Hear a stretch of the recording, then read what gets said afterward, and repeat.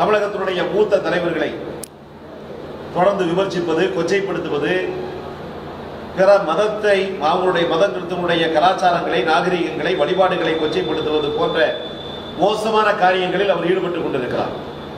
பாரதிய ஜனதாவுடைய தேசிய செயலாளராக பதவி வகிக்கக்கூடிய ராஜா தனது நாவை அடக்கி பேச வேண்டும் என்று நாங்கள் கேட்டுக்கொள்கிறோம்.